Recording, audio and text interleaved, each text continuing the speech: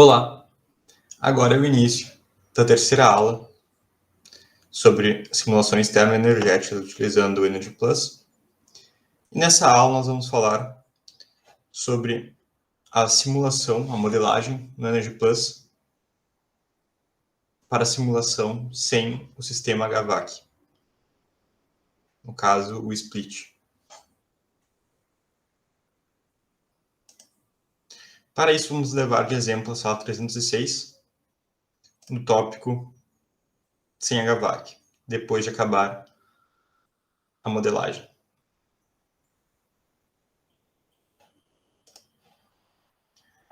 No documento apresentado anteriormente sobre as etapas do Energy Plus, define exatamente o que devemos levar em conta na hora de fazer a simulação sem um sistema de climatização. Em cada tópico no Energy Plus e subtópico que devemos alterar.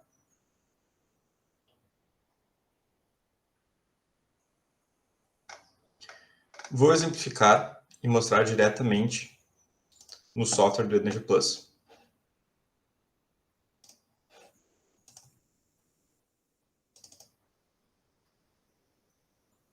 Abrindo o nosso IDF, nós vamos em Edit IDF Editor. Podemos usar o Ctrl L caso queiramos diminuir a lista de classes. Como vocês podem ver, os nomes sumiram. E só somem os que não foram utilizados, para facilitar o acesso aos que mudamos. E aqui são todas as classes que devemos ter atenção. Um ponto importante de se citar é que nem todas as classes que existem nas etapas estão realmente aqui adicionadas. Um exemplo é Site Ground Temperature Building Surface, que nesse caso está sem nada. Vou mostrar.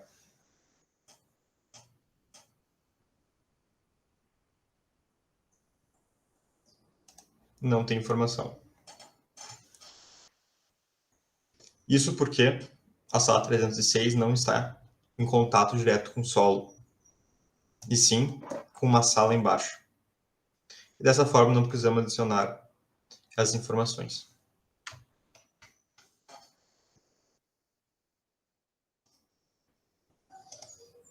Então agora devo mostrar somente algumas informações que não são adicionadas em default. Nesse arquivo, há coisas que não alteramos, como por exemplo, Surface Convection, Inside, Outside, Heat Balance Algorithm, Time Step, entre outros, onde está escrito default.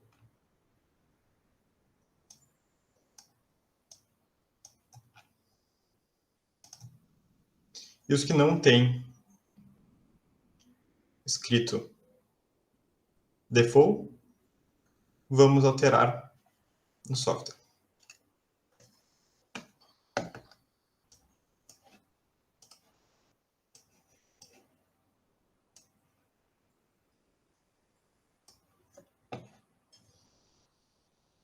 A versão do nosso software 9.2, e caso queiramos salvar em outra versão, é só alterar o escrito e salvar o IDF.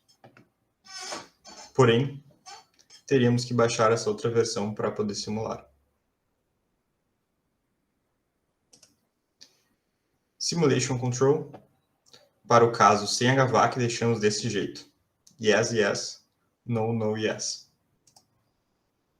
Para os seguintes campos. Building já vai vir com informações do OpenStudio como ângulo do North Axis, o nome do prédio, e o resto alteramos para o que se encontra o prédio. Então, terreno é City, como está escrito aqui no Field Description, que seria para um centro de cidade.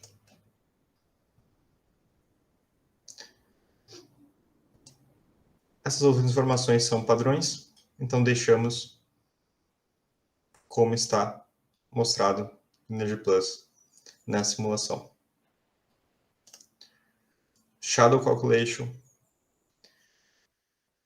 deixamos dessa forma.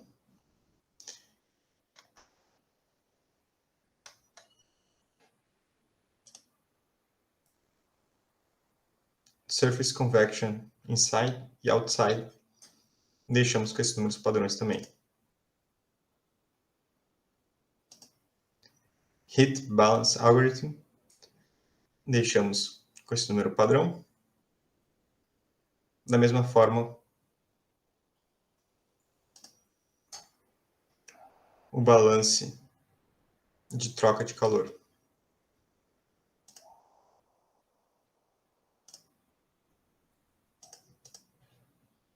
Time Step significa basicamente o número de vezes em uma hora que o software irá simular para fazer a média numa hora. E como nesse caso deixamos de 6, o software irá calcular de 10 em 10 minutos o que está acontecendo no ambiente durante todo o ano.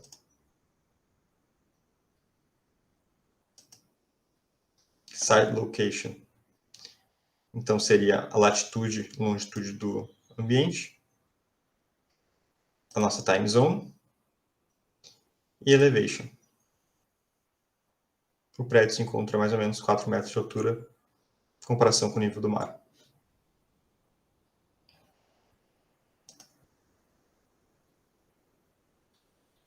Sizing Period Design Day, nós deixamos com esses números padrões para Porto Alegre. E para isso, devemos somente selecioná-los, clicar Ctrl C,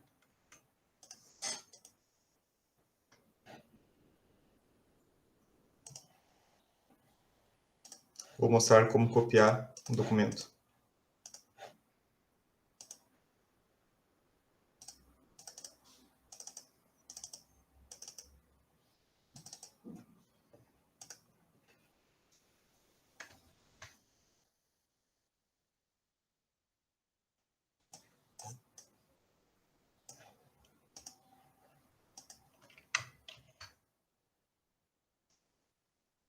Nós adicionamos um novo e, de novo, clicamos Ctrl V para copiar. Dessa forma, fazemos a cópia de um documento do Energy Plus para o outro, sempre adicionando um novo objeto antes de clicar Ctrl V.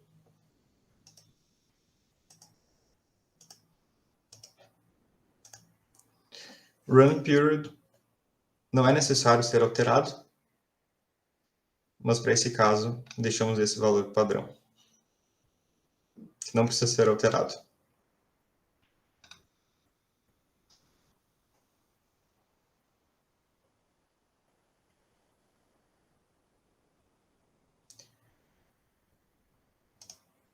Material Air Gap e Material No Mass, deixamos esses valores padrões, já existem.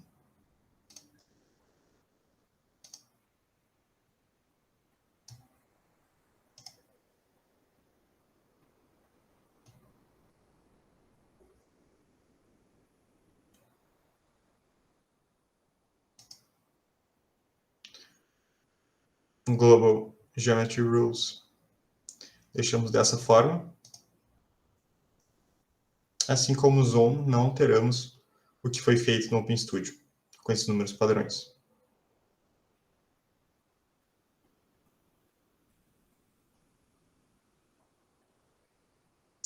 Internal mass, nesse caso, também não existe. Não precisa ser adicionado. Como eu tinha dito antes, uma internal mass é criada quando criamos divisórias no ambiente.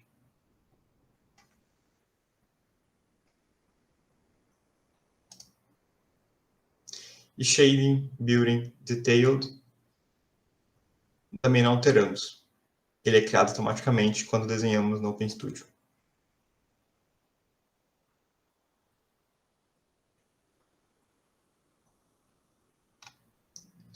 Então agora entraremos em grandes grupos e os mais importantes para a simulação, sendo eles os schedules,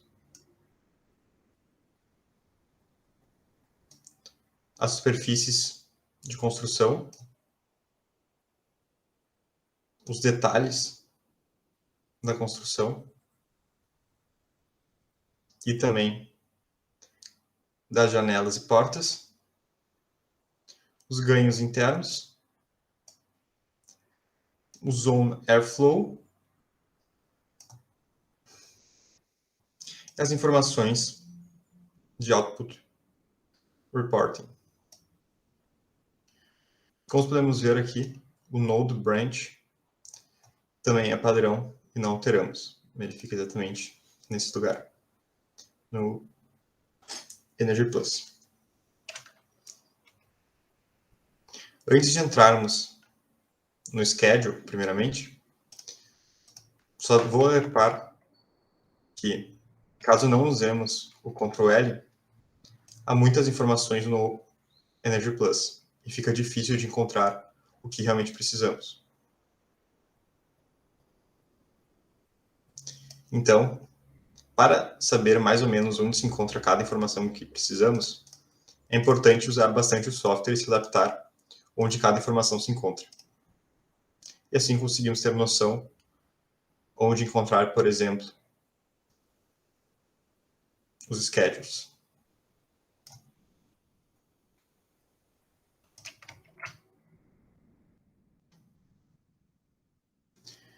Começando pelos type limits, seriam os tipos de cronograma, ou melhor, schedules, que usaríamos para o Energy Plus. Nesse caso, temos três. O cronograma fracionário, que é contínuo entre 0 e 1, sem dimensão. Um cronograma de activity level, que vai de 0 a 150 contínuo. E um cronograma de on-off, ou seja, liga-desliga, discreto, que pode assumir os valores 0 e 1. E as unidades, então, dos dois últimos seriam activity level e availability. Se pode ou não ser ligado.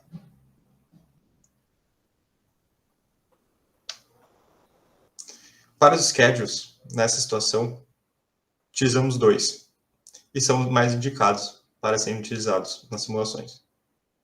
O compact e o constant. Para infiltração de ar, que posteriormente vamos calcular e adicionar no internal gains, devemos criar um cronograma onde ele entra sempre a mesma quantidade, infiltra sempre a mesma quantidade de ar no ambiente. E por isso, ele é usado no número fracionário 1. No caso, 100%.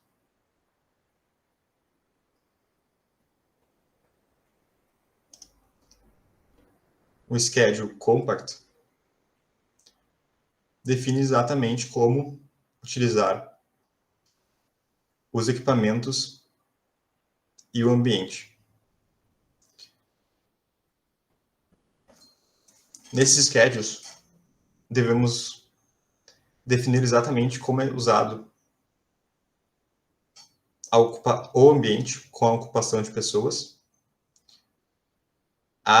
o level de atividade das pessoas, ou seja, quantos watts cada uma dissipa com a sua atividade corporal,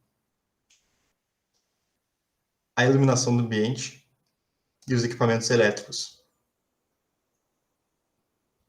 Lembrando somente que aqui nós utilizamos valores fracionários ou discretos, e não os números de fato, com exceção do Activity Level.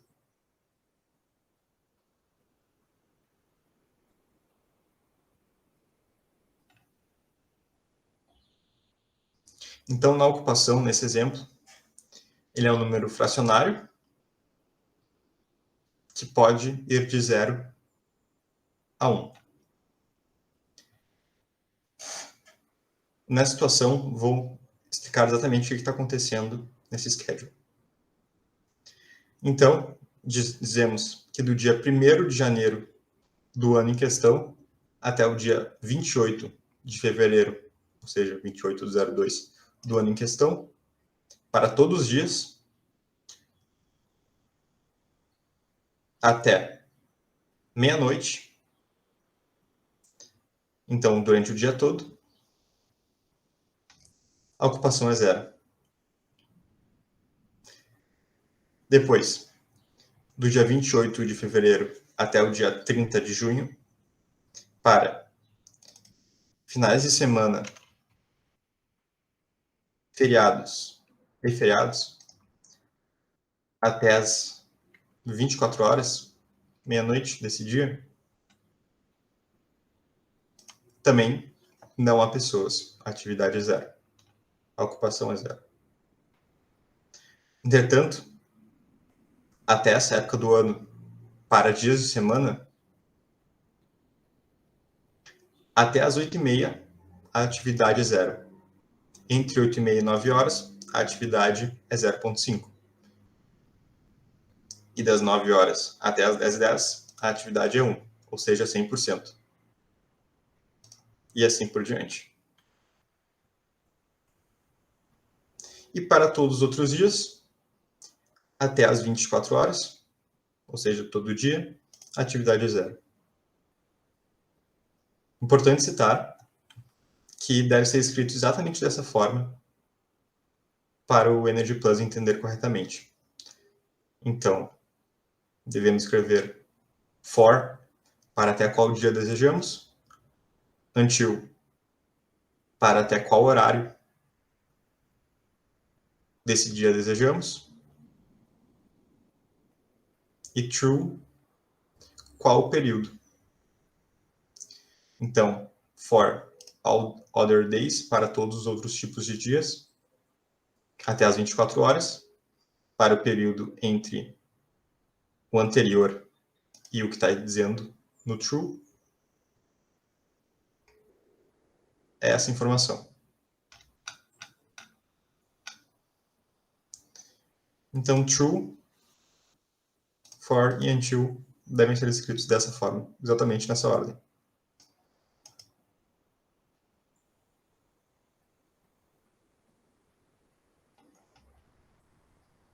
Agora,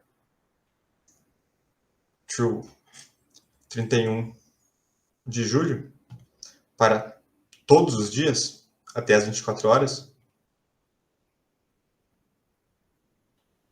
o valor da ocupação é 0.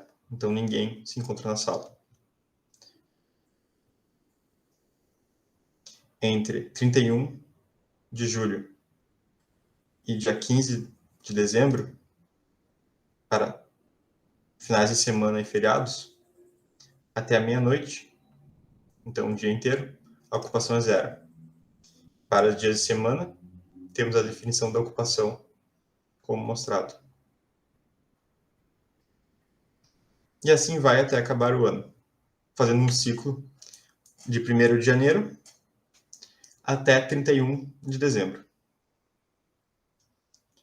Esse ciclo deve ser feito para todos os schedules que gostaríamos. Então, o activity level da pessoa,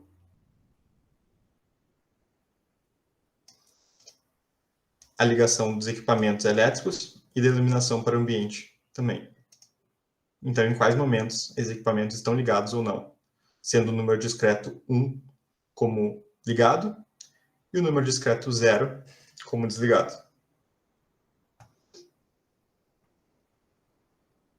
Depois de criarmos os schedules, cuidamos dos internal gains. Entre people,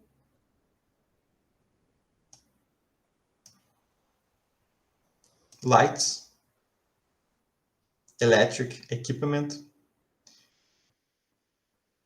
e a infiltração de ar na zona. Então, people, adicionamos o nome da zona. Nesse caso, a zona sala de aula, que é a que estamos observando e calculando na simulação. A schedule, que mostra como serve a ocupação para as pessoas, deve ser adicionada.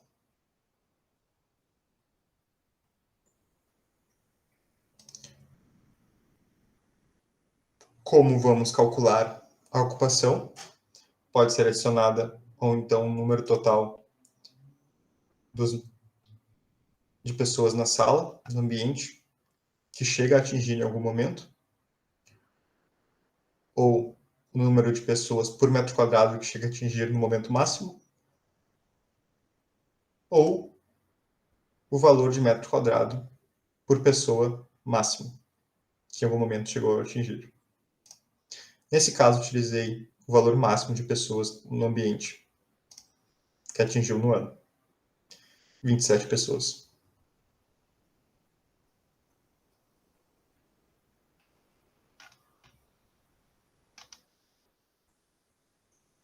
E aqui, adicionamos o Activity Level Schedule name, para entender como dissipa calor essas pessoas que ocupam o ambiente no ano.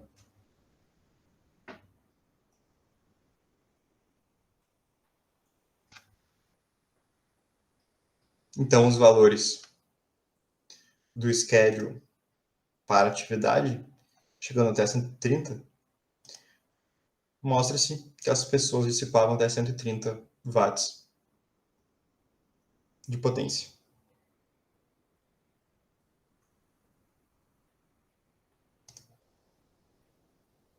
Partindo agora para lights, devemos adicionar a zona em que se encontra a iluminação que iremos adicionar, o schedule criado para essa iluminação, então em que momento ela vai ser ligada ou desligada,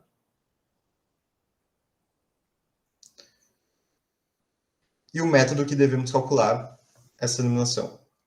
Nesse caso, escolhi o valor de potência da iluminação para esse ambiente. Somando-se a potência de todas as lâmpadas da sala, a gente obteve 162 watts. E por isso, utilizamos esse valor. Entretanto, ela não é sempre ligada, mas sim ligada enquanto há ocupação. E para isso, serve o schedule.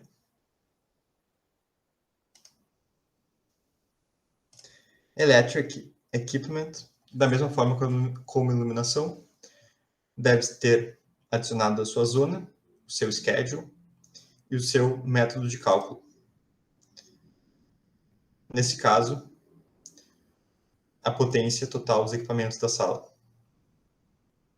calculado com 415 watts. Importante citar duas coisas sobre o software. Primeiro, que onde tem o campo field no software, note-se cores diferentes para cada um deles. Então, podendo ser preto ou azul. Quando a cor é azul, no nome escrito, é obrigatório ser adicionado algum objeto. Entretanto, quando tem nome preto, em preto, escrito, não há essa obrigação.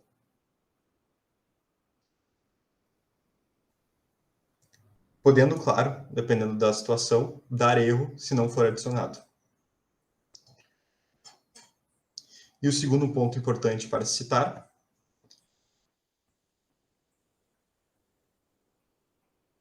é que, para esses schedules de equipamentos elétricos e iluminação, não foram adicionados valores fracionários, porém podem ser feitos. Nessa situação da sala, descrevemos ela como sendo totalmente ligada quando há ocupação. Então, sempre quando há pessoas, todos os equipamentos elétricos e iluminação são ligadas. E por isso os valores discretos. Poderia, em outra situação, em outra simulação, o professor, quando chega na aula, ligar somente metade das lâmpadas e metade dos equipamentos elétricos. Assim fazendo com que o gasto de energia não seja tão alto e o schedule precise ser alterado.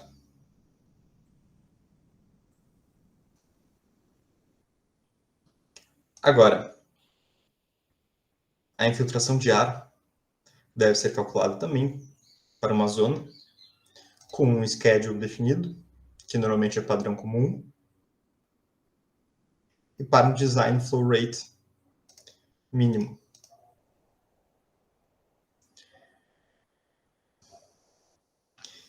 Esse número é o que devemos calcular por fora para obter. O método de cálculo foi mostrado no primeiro vídeo na nossa capacitação. Ele deve ser lido no documento para cálculo de infiltração, mostrado agora. Existem mais de uma forma de calcular essa infiltração, porém a utilizada, de fato,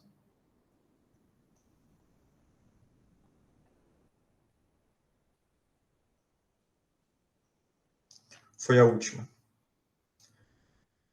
ou seja, a tabela.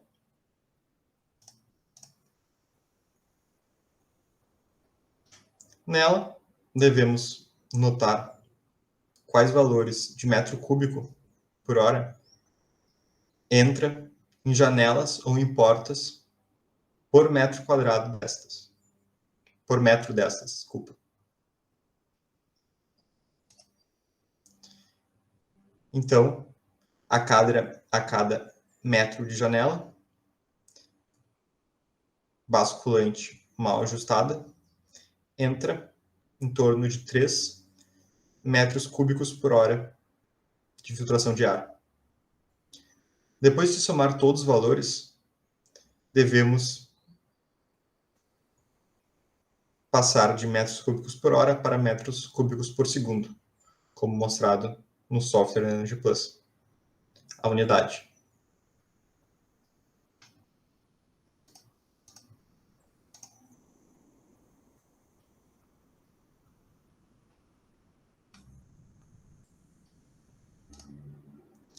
Por fim, devemos calcular os materiais e adicionar os materiais e as construções do ambiente.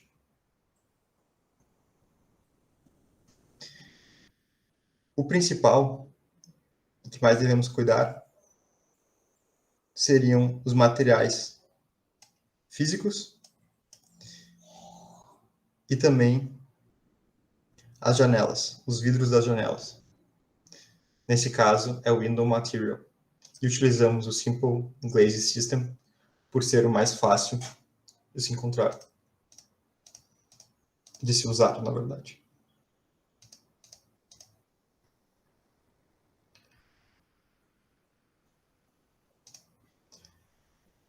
As 3 informações mais importantes para os tipos de materiais seriam a condutividade térmica, a densidade e o calor específico deste.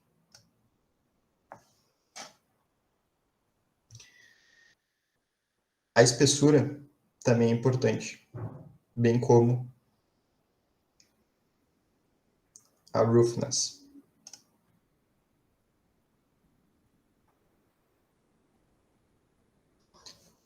As absortâncias, nota-se que não são tão importantes em serem adicionadas.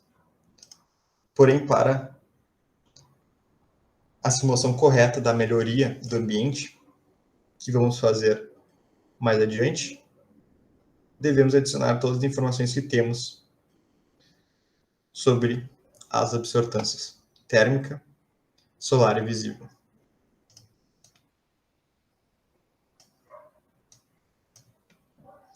E onde encontramos essas informações? Seriam nos materiais que temos salvo sobre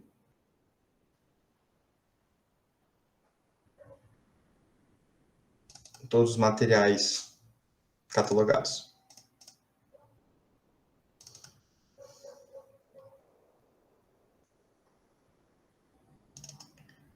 Temos documentos do LabE,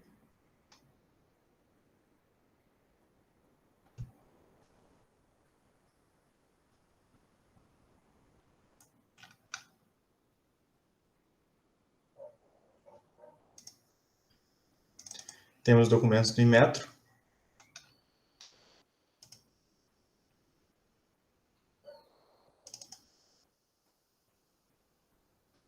documentos de TCCs,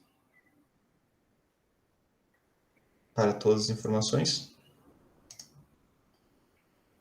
NBRs, com todas as informações,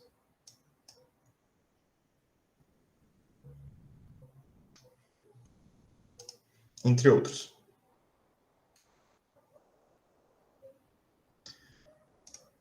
Para o U-factor e o Solar Heat Gain Coefficient do vidro, temos menos informações. E é mais difícil encontrar o vidro de interesse. Porém, também há documentos onde temos tabelados algumas informações.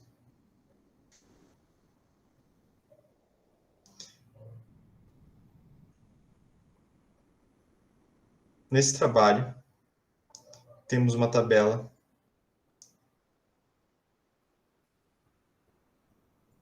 com alguns vidros tabelados.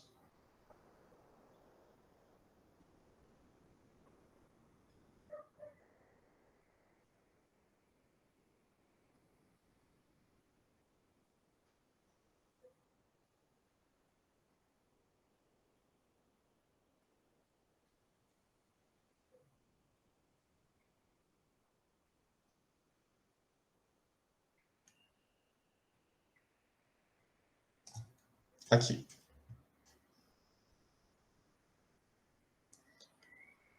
Por mais que a sala 306 conte com um vidro simples de 3 milímetros, não foi possível obter essas informações na internet.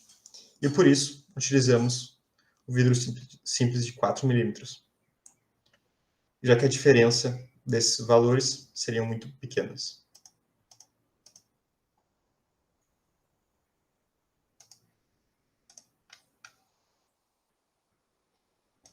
Agora, sobre as absortâncias que devemos adicionar, temos informações do Inmetro. Ou melhor, da fonte em que o Inmetro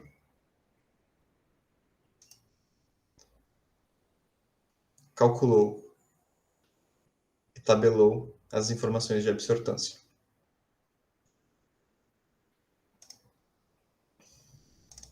No documento do Inmetro,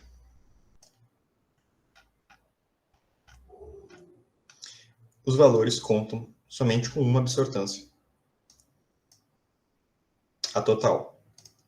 Entretanto, nesse documento, podemos ter melhor definido cada tipo de absortância.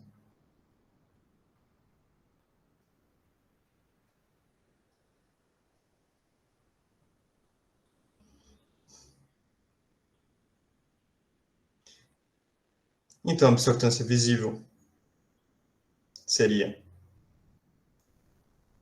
a visible absorptance no Energy Plus, a infravermelho seria a thermal e a total seria a solar.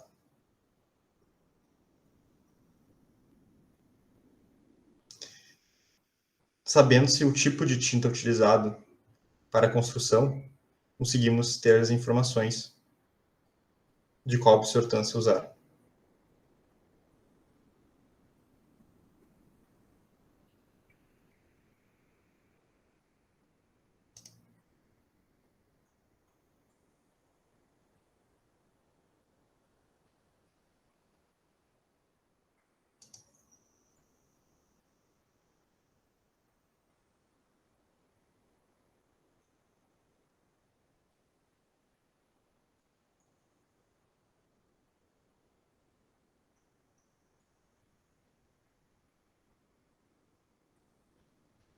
Nesse caso, a cor pérola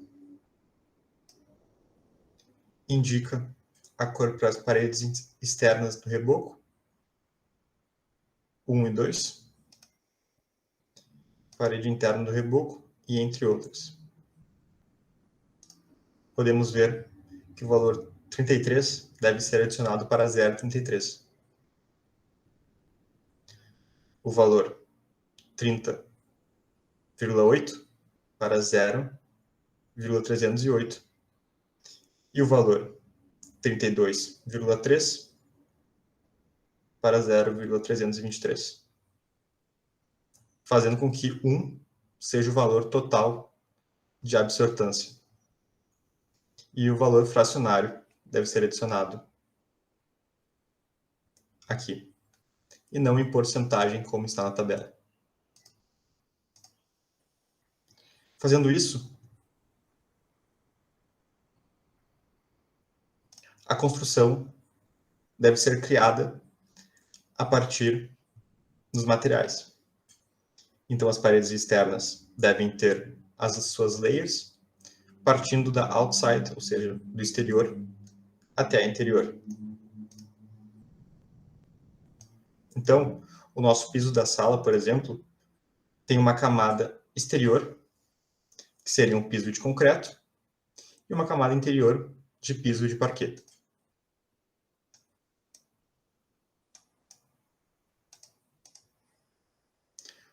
O telhado teria uma camada, a porta uma camada, o vidro uma camada, e assim por diante.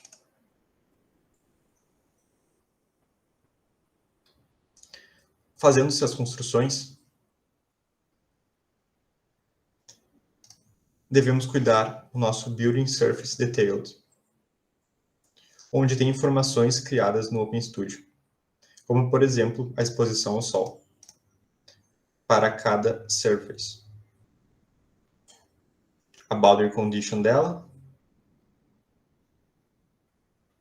em qual zona ela se encontra, e o surface type. O construction name, não há informação quando vamos alterar o Energy Plus. Devemos adicioná-la depois de fazer as construções. Então, adicionamos as construções criadas nas nossas surfaces, fazendo com que, por exemplo, a parede tenha a construção de paredes externas ou internas, dependendo se ela está em contato com o exterior ou não.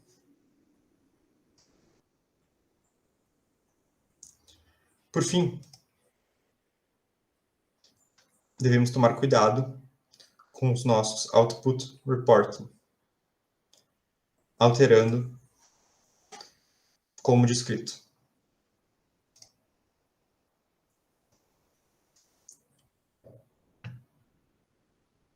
Variable dictionary, deixamos dessa forma. Summary reports, adicionamos ao summary. Table style, usamos coma em HTML e mudamos a unidade de Joule para quilowatt-hora.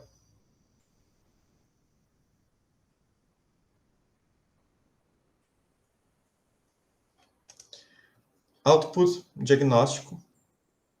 Adicionamos esses dois para entender caso a simulação dê algum erro.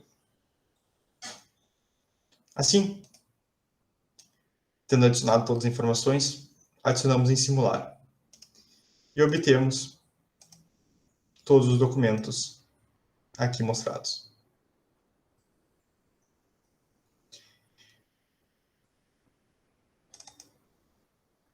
Temos o HTML, ou melhor, um resumo da simulação.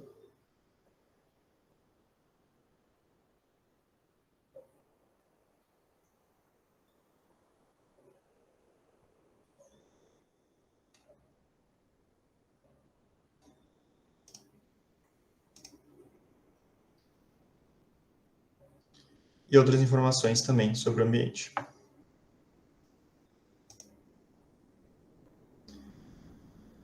Feito isso, podemos partir para a simulação com ar-condicionado, que vou mostrar no próximo vídeo. Obrigado.